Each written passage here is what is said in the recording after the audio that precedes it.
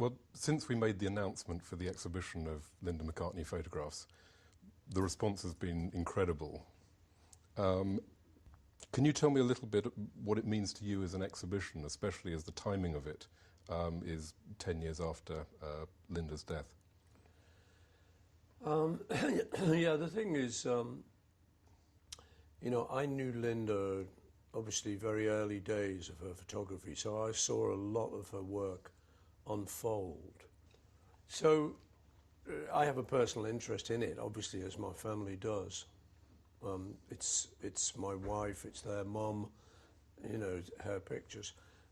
A lot of people might know that she took portraits of rock stars in the 60s, which she'd done some fantastic work with people like Jim Morrison, the Beatles, and The Who, and a lot of really good stuff.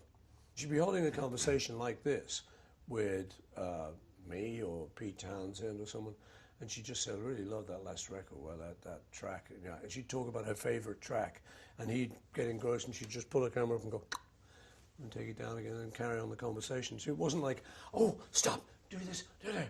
It was just a conversation. You could see that. And then as it developed, she then took that same sensibility into where she was, which at this point now was changing a baby, you know, or driving to Scotland, or being on the farm with sheep, or being in a country landscape. And she would see the beauty in that, which again is a great skill. I think what people don't know is that it moved into sort of family portraiture, reportage, landscapes, portraits of artists, and things like that. So it's great for us, it's great for me, you know, just to remind people how great she was. She obviously had a very strong eye for composition, for the structuring of the work, very strong visual identity. Yeah, I agree. She didn't often crop her pictures. She composed them in the camera. That's the picture she took, she composed it. So I think that shows, you know, her eye for composition. I was talking once to Robert Fraser, who was the famous gallery owner, who was a good friend of mine in the 60s, and we were talking about what we thought made her good, or in fact what made a good photographer. We were saying, you've got to be in the right place, otherwise forget it. Got to be there at the right time, but you've also got to click at the right time. Yes. She would often take, in fact, one shot of a situation, you know, whereas people shoot the whole roll. Yes. She'd go, no, I've got it. She often wouldn't use a light meter, so she'd just guess it. That took some doing. You've got to have a lot of confidence, and you've not got to be too precious about your work. So the combination of those is what made her so special. In terms of the family photographs, was there any issue about whether images like that were private, or whether these should be for publication? Well, no, they were all private. Yes. Until an exhibition came up, and then she'd consider them in that light. But often, I think she chose them just because they were good pictures. And then she would check it with me, sort of say, you know, what about this? You know, it's a fantastic picture. Yeah. So the privacy didn't matter so much. We all kind of knew we were being photographed, you know, for possible future use, but it wasn't the important thing. In the exhibition, we've got a great range. I just wondered whether you could tell me a little bit about one or two of the pictures. I mean, this is a terrific image of you and John Lennon.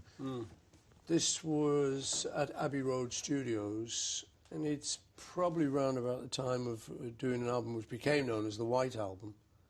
And what I like about it, actually, is you can see that nobody's bothered about the photographer, for one thing. She's melted into the background. Also, you can see how much John and I enjoyed working together. It's just a moment in time captured by someone that we obviously weren't intimidated by. We're being completely natural, and we'd be working on some lyrics, and, you know, little moments come up, and anybody else might have missed that moment and waited till we were looking serious or something, but she was looking for that kind of thing. And this is one taken in the summer in our place in Sussex, and she was fascinated by the silhouettes and the shadows, it would have been very hard to see what she was actually taking with that one. No, I think this might be a bit of guesswork, really. But she hit it, you know, and that's really what it was about. Just about capturing this moment. If it didn't turn out, then it was just a snapshot. Mm. But if it did, then it would be something more than a snapshot. Mm. These are 3 pictures of Jim Morrison singing. I think it was in New York. The 3 pictures are so good, it's kind of hard to choose which one. So she didn't. She made a triptych and exhibited it like that. Again, there wouldn't have been an awful lot of light.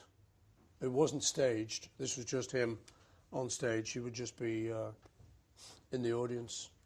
And I think then now that with the really beautiful quality of these prints, that comes up as a stunning triptych. Another image that hasn't been exhibited before or published before is this one of the riding school in Vienna. Mm. She was a great lover of horses. So when we went to Vienna, this was somewhere we had to visit. And the angle, she did that occasionally, because if she'd have taken it this way, she wouldn't have got it all in. Yes. So sometimes she would just tilt to get all the information she wanted in. Another example of how she wouldn't crop. Yeah. Shall we perhaps look at one more picture? One more. This is a great one. She wanted to photograph Francis Bacon's studio. This one's particularly amazing, I think, as a photo. Because of the cracks in the glass, you're made to know that it's a mirror. And yet these cracks seem to sort of hang there like a sort of sculptural object. And then I think, you know, with her at the back, triggering the camera, it's a particularly special picture. And she'd know she'd got it. Mm. But that's confidence, you know. Yeah. Anyone else would go, "Oh, did I focus on those cracks well enough? They're going to be sharp enough." Yep. She knew she had it.